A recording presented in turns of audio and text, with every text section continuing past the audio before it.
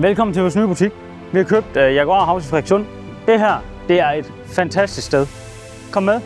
Når man kommer ind her, så kan man godt mærke, at huset det rummer af Jaguar. Ja, det runger, der er ikke ret meget herinde.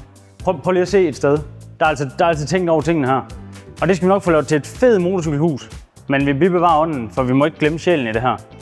Så stor motorcykeludstilling. Hele vejen rundt her. Så herovre, der har vi lige nu, der har de en klargøring.